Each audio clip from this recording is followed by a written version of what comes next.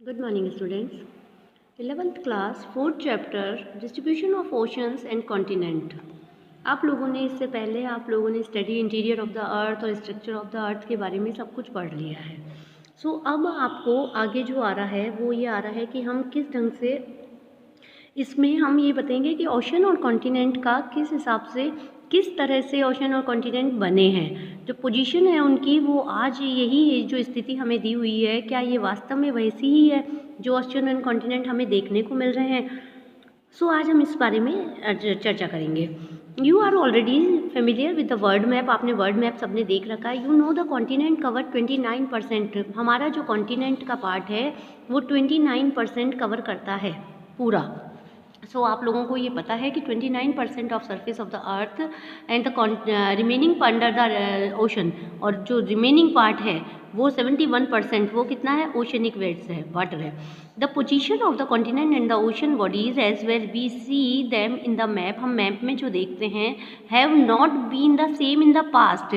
जो हमें ये पता है कि जो क्या अभी जो कॉन्टिनेंट और ओशंस हैं, क्या वो पुराने ज़माने में या पास्ट में भी वही जगह थे. Moreover, it is now a well-accepted fact that ocean and continent will not continue to enjoy their present position in the time to go.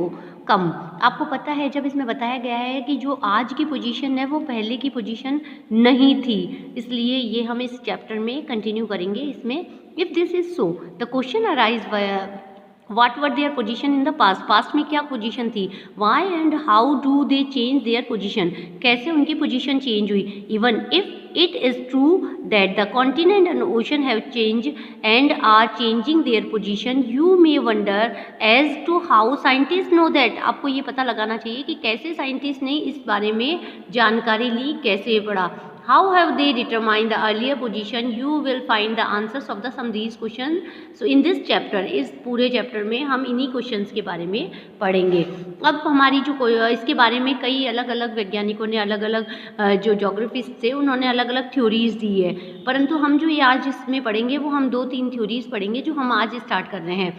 Continental drift. अब कॉन्टिनेंटल ड्रिफ्ट क्या था कि जो हमारा लिथोस्फीयर का एरिया है वो कैसे बना, उसके बारे में स्टार्ट कर रहे हैं हम. Observe the shape of the coastline of Atlantic Ocean. You will be surprised by the symmetrical of the coastline on either side of the ocean. आपको पता है, अगर आप अटलांटिक ओशन को देखेंगे, आप कोस्टलाइन मतलब उनका जो साइड का हिस्सा था उसे देखेंगे, जो कंसिडर्ड करता है अमेरिकन से. Europe and Africa to be once joined together from now recorded of the history of science. History of science में ये देखा हुआ है कि यूरोप और अफ्रीका दोनों अमेरिका से जुड़े हुए थे. From record of history of science. It was Abraham Ortelius a Dutch map maker थे. उन्होंने प्रपोज किया, सच ए पॉसिबिलिटी बताई थी उन्होंने अर्लियर 1596 में ये बताई थी.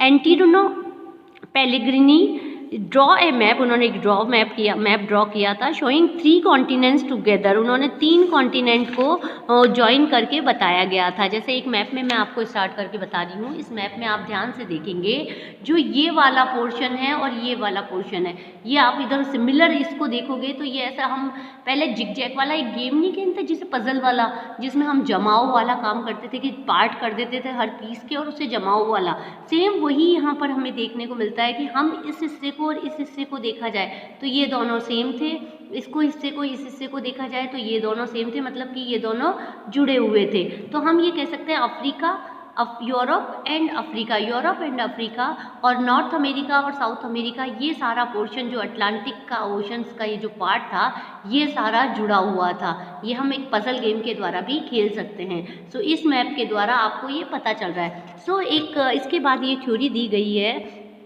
ये बताया गया है कि 1596 में एंटिनो पेलेग्रिनी ने ये मैप ड्रॉ करके बताया था कि किस ढंग से ये बना है. इसके बाद शोइंग 3 कॉन्टिनेंट टुगेदर, मैंने अभी बताया कि कॉन्टिनेंट कैसे जुड़े हुए थे. इट वॉज एल्फ्रेड वेगनर, जो वेगनर की जो थ्योरी थी, ए जर्मन मेट्रोलॉजिस्ट थे वो, उन्होंने क्या बताया, हु पुट फॉर्थ और comparatively argument in the form of the continent drift theory. उन्होंने एक थ्योरी दी थी जो कि थे एल्फ्रेड वेगनर, जर्मन के थे.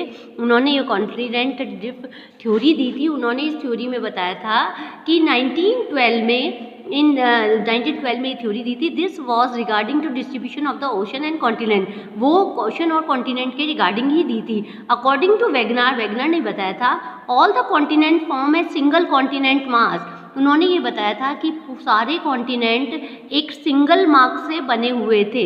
मैं आपको डायग्राम से भी बताऊंगी बेटा, पहले एक बार आपको इसको रीड कर लीजिए। And mega ocean surrounded the same, और उसके चारों तरफ क्या थे, एक मेगा ओशन मतलब बड़ा ओशन था, उसके चारों तरफ पानी था। The supercontinent was name Pangaea, Pangaea जो था वो सबसे बड़ा कॉन्टिनेंट का नाम था उसका Pangaea, which means all the earth. अब मैं इसको डायग्राम से बता रही हूँ। जैसे आप यहाँ पर देखेंगे ये एक बड़ा अर्थ कॉन्टिनेंट था जिसे पेंगना बोला गया है, और इसके चारों तरफ क्या था, ओशन था, ये ओशन था सारे चारों तरफ, इसे हम पेंगना बोला गया है इसको। अब आ जाइए आगे। Pangaea which means all the earth, उसका मतलब बताया कि पूरी अर्थ।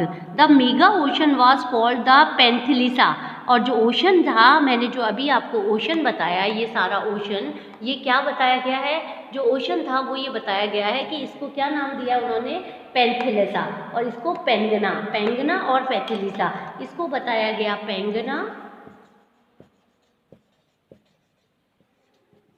और इसको बताया गया पेंथिलिसा। ठीक है, ये ओशन था और ये क्या था, all earth.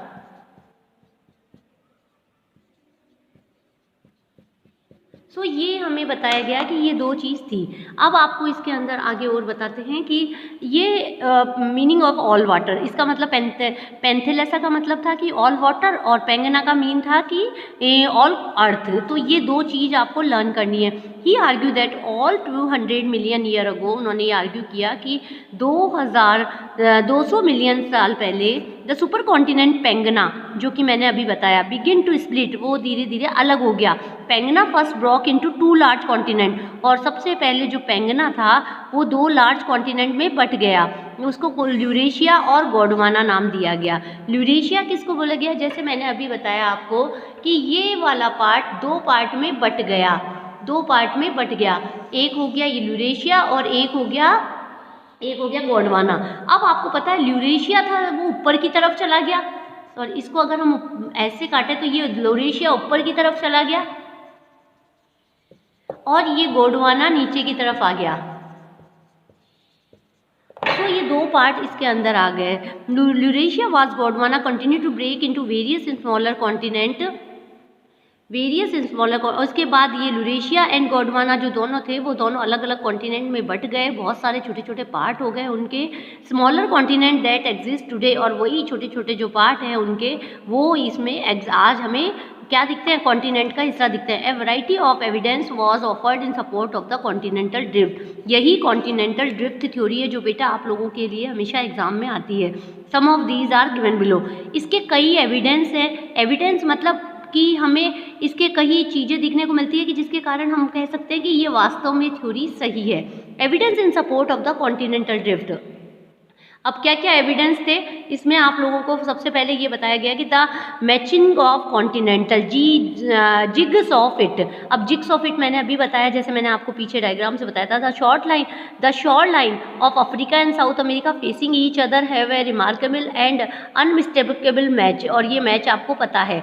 It may be noted that a map produced using a computer program to find the best fit of Atlantic marine and presented by Buller। अब ये आपको पीछे भी पता है, इसका एक तो हो सकता है जो मैंने अभी बताया कि कोस्ट लाइन से कैसे दोनों मिले हुए थे।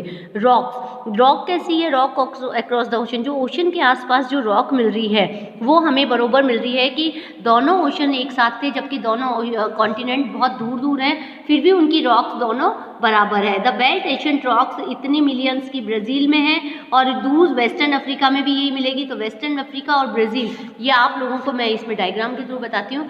ये ब्राज़ील है और ये अफ्रीका है, इन दोनों की रॉक एक सी है। ये कोस्ट लाइन है जो कि जिग्स ऑफ से मैंने अभी बताया आपको, ये दोनों सेम है। सो ये दो एविडेंस के आधार पर हम कह सकते हैं कि ये जुड़े हुए थे। अब इसमें आता है टिलेट्स। टिलेट्स क्या होता है? It is a sedimentary rock formed out of deposit of glacier. Glaciers से जो सेडिमेंट्स होते हैं उनसे ये रॉक, उनके जो हमें मिलते हैं पार्ट्स, उससे हम कह सकते हैं कि सेडिमेंट से कि ये दोनों कॉन्टिनेंट एक थे।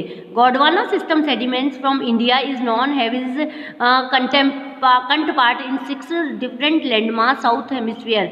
साउथ हेमिस्फीयर में आपको मैंने बताया गोंडवाना का पार्ट है इंडिया जो नीचे वाला पेंगना टूटा था उसको हमने बोला था गोंडवाना, है ना। ऊपर वाले को हमने बोला था यूरेशिया।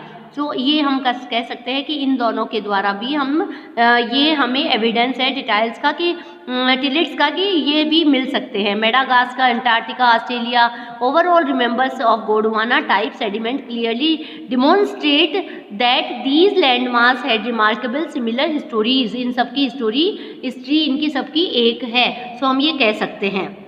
अब इसको हम ये अंडरलाइन कर सकते हैं। ग्लेशियर डिटेल्स प्रोवाइड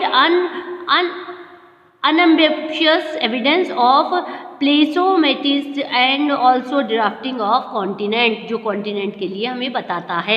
इसके बाद आता है प्लेसर डिपॉजिट। प्लेसर डिपॉजिट में ये बताया जाता है कि the occurring of rich प्लेसर deposit, जो गोल्ड की घाना की जो गोल्ड की खाने हैं उनमें भी ये बताया जाता है कि सोर्सेज जो रॉक्स के हैं वो अमेजिंग फैक्ट है। हमें इसके द्वारा जो ब्राज़ील में मिलती है, जो ब्राज़ील के प्लेट्यू में मिलती है, ये सारी भी साइड बाय साइड हमारे लिए क्या बताती है? एविडेंस है।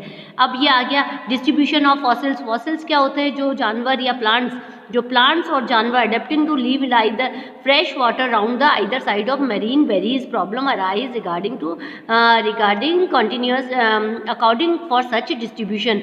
जो जानवर और प्लांट के जो दबे हुए पार्ट हैं इनके द्वारा भी हमें एविडेंस मिले हैं कि ये भी सब सेम थे दोनों। सो फोर्स ऑफ ड्राफ्टिंग, अब आपको पता है कि इसके अंदर हमें ये बताया गया है, ये आपके क्या थे सारे, ये सारी चीज़ें, ये वो डिस्ट्रीब्यूशन ऑन ओशन की कॉन्टिनेंटल ड्रिफ्ट के एविडेंस थे जो मैंने आज इस चैप्टर में आपको इस वीडियो में क्लियर किया है। नेक्स्ट वीडियो आपका जो सेकंड पार्ट आएगा उसमें पोस्ट ड्राफ्ट स्टडीज़ के बारे में बताऊंगी मैं। आगे का इस वीडियो में जो कंटिन्यू करेंगे हम पार्ट 2 में। Thank you.